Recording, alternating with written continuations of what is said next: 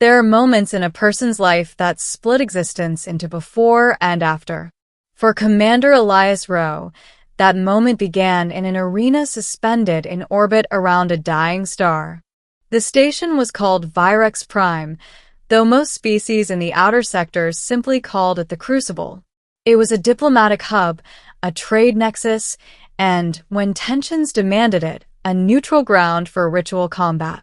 The arena itself was a masterpiece of alien engineering, a circular chamber encased in transparent gravitic glass, through which the crimson light of the star bled like a wound across the void. Gravity within the chamber could be altered at will, shifting from crushing weight to feather-light drift in seconds. Combatants who entered its polished black floor did so knowing that strength alone was not enough. Adaptability ruled here. Elias stood in the observation deck overlooking the arena, arms folded behind his back. He was not a fighter by title. He was a liaison, Earth's diplomatic attaché to the Outer Systems Coalition. His job was to negotiate, mediate, and, occasionally, prevent wars before they began. Today, he had failed. Below him, the coalition had invoked the right of single combat, a tradition older than human civilization. Instead of fleets clashing and worlds burning, disputes between member species could be resolved through a champion. The problem was that Earth had not expected to need one. And the opponent chosen by the rival Karathi Dominion was not merely a soldier. She was a legend. The doors to the arena floor slid open, and she stepped inside. Chapter 1. The Woman in Crimson Armor. Her name was General Vaelra Terran. Among the Karathi, her title translated roughly as Blade of the Sovereign. Among other species, it meant something simpler: the strongest fighter in the room. She was taller than most humans, her physique honed not for aesthetic beauty, but for lethal efficiency. Her armor was crimson and black, forged from living alloy that responded to neural commands. It clung to her frame like a second skin, etched with silver sigils marking victories across 3 star systems. Her skin held a faint iridescent sheen, a mark of Karathi lineage. Her eyes, amber and sharp, surveyed the arena with clinical calm.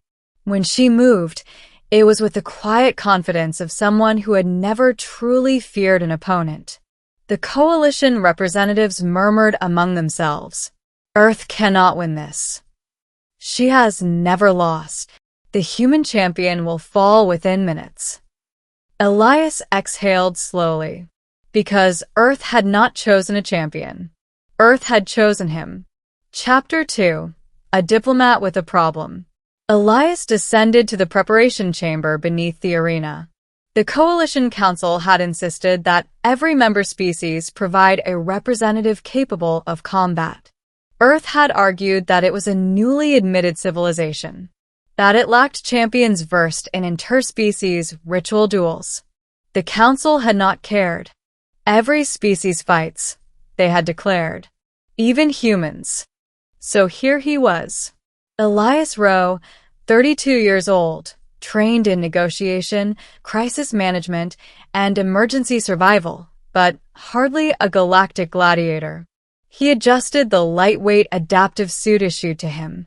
It lacked the elegant lethality of Vaelra's armor. It was built for flexibility and protection, not intimidation. "You look calm," said Ambassador Hoshino from behind him. "I'm not," Elias replied. "She has ended wars single-handedly." Comforting. Hoshino hesitated. "You do not need to win," she said quietly. "You need to survive long enough to show resolve.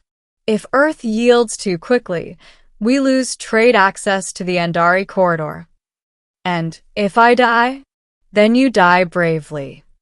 He gave a humorless chuckle. "Fantastic." A chime echoed through the chamber.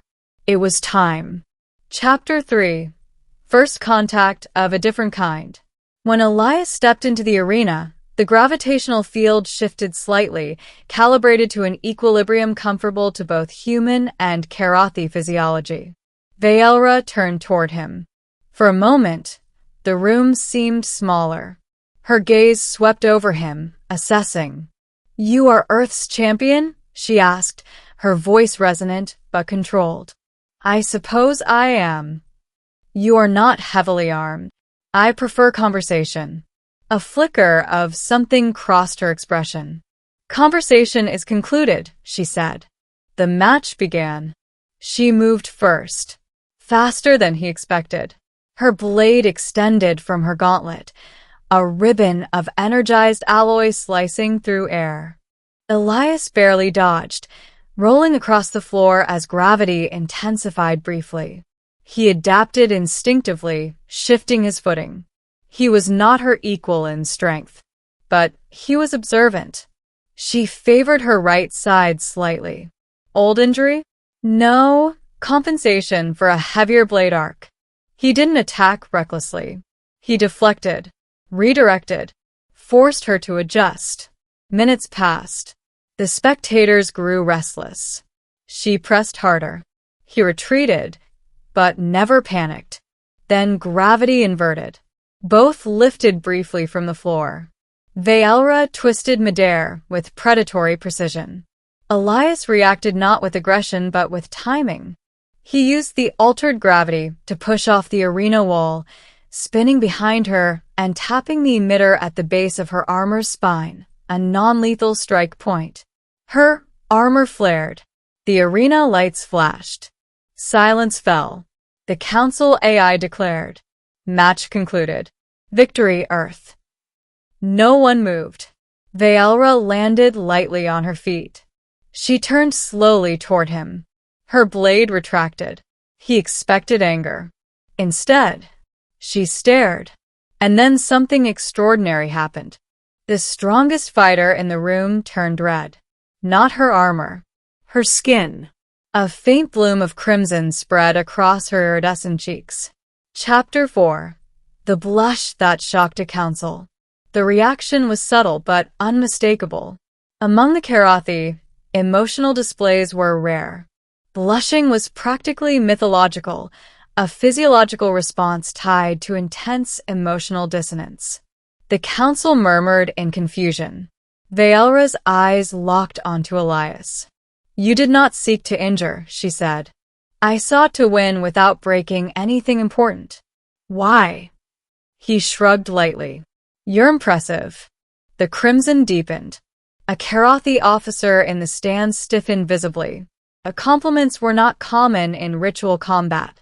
Elias continued before he could second-guess himself. "You're probably the strongest fighter in the room."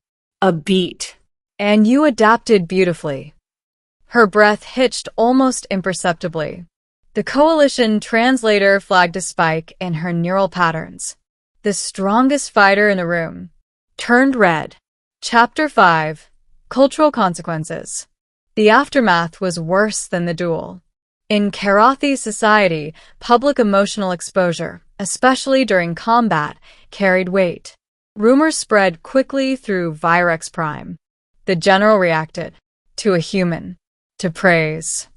Elias was summoned to a diplomatic chamber within hours. Veelra entered alone. No armor this time. Only formal Karathi attire. Dark fabrics interwoven with metallic threads. Up close, she seemed less imposing. Not weaker. Just more real. "You embarrass me," she stated plainly. He winced. "That wasn't my intention. You acknowledge skill rather than dominance." "I thought that was respectful." "It is," she admitted. Silence stretched between them. "You fought unpredictably," she said finally. "Humans improvise." "I noticed." Another pause. Her eyes studied him, not as prey, not as opponent. As a variable. "You altered perception," she said. "Of what?" "Of you." He blinked. And of me." Chapter 6. A Threat Beyond Pride. Before their conversation could deepen, alarms rang through Virex Prime. An unidentified fleet had emerged from fold space beyond the dying star. Not Karathi. Not coalition. Not human. The ships were angular and dark, their hulls absorbing light. They did not transmit greetings. They transmitted demands. Submit to assimilation. The council chamber descended into chaos. Veelra's posture shifted instantly, from diplomat to commander. "We prepare for defense," she declared. Elias watched her transformation. Steel. Focus. Authority. But beneath it, something new. She glanced at him. "You fight unpredictably," she said. "I prefer not to fight at all." That is no longer an option. Chapter 7. Alliance Under Fire. The invading force, later identified as the Myrtal Collective, deployed drone swarms toward the station. Coalition fleets scrambled. Karathi warships formed the vanguard. Earth's smaller vessels took flanking positions. Elias found himself in the tactical command center beside Veelra. "You should not be here," she said. "I won't be much help with a blade. I require perspective." He blinked. "Mine. You see angles others do not." Outside the viewport, beams of energy cut through space. The Myrtal adapted rapidly, recalibrating shields. "They're analyzing patterns," Elias murmured. "Yes." "Then stop giving them patterns." Veelra looked at him sharply. "Explain." "Your fleets move in disciplined formations. It's beautiful. It's predictable. And break formation. Scatter. Make it messy." She hesitated only a fraction of a second. Then she issued the command. Karathi captains protested. She overrode them. The battlefield shifted into chaos. Human ships dove through erratic arcs. Coalition frigates mirrored them. The Myrtal targeting algorithms faltered. Veelra's lips parted slightly. "They hesitate." "Good." Chapter 8. The Core Assault. The collective deployed a capital vessel larger than the rest. It began channeling energy toward the station. "If that fires," Elias said, "Virex Prime is gone." Veelra's jaw tightened. "There is one approach vector beneath its shield lattice, which requires someone to fly straight into its weapon array," he noted. "Yes." She stepped toward the command console. "I will lead the strike." Elias grabbed her wrist before thinking. She froze. The contact lingered. Her skin warmed beneath his fingers. "You can't lead from a cockpit," he said.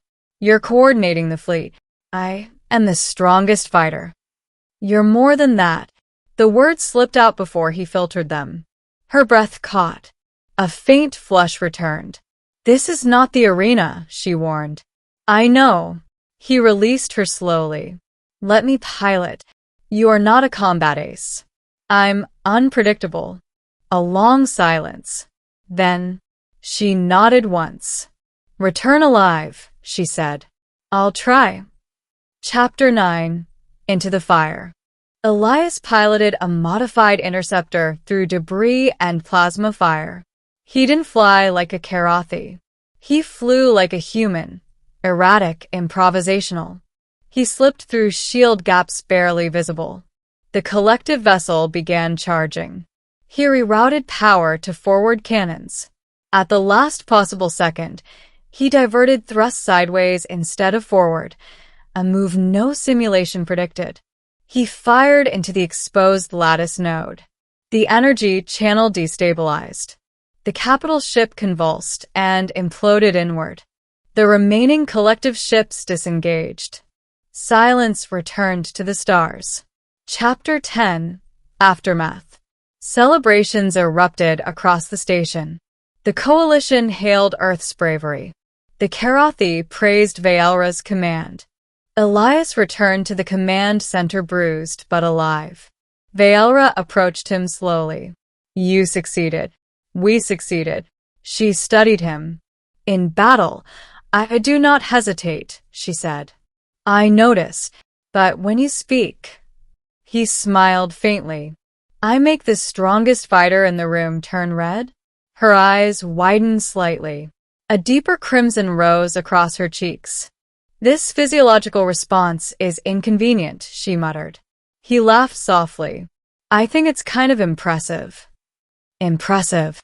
It means you're not just a weapon. Silence. Then she stepped closer. I have faced warlords without fear, she said quietly. But you. Me? You unsettle me. Sorry. I did not say it was unwelcome. The stars outside Virex Prime shimmered in the light of the dying sun. The coalition had survived. An alliance had strengthened. And something unexpected had begun. The strongest fighter in the room had turned red. Not from defeat. Not from shame. But from something far more dangerous. Connection. Epilogue, a different kind of strength. Weeks later, the Council formalized a joint defense pact between Earth and the Karathi Dominion. At the signing ceremony, Vaelra stood beside Elias, not as rival, not merely as ally, as equal. The arena of Virex Prime remained suspended above the Crimson Star, a symbol not just of combat, but of understanding. Human, she said quietly as they watched the star flare one last time. Yes, General? She hesitated. Then, you're still the most unpredictable variable I have encountered. He grinned. I'll take that as a compliment. Her gaze softened. It is. And though she would never admit it publicly, whenever he looked at her not as a weapon, not as a legend, but as a woman, the strongest fighter in the room, still turned red.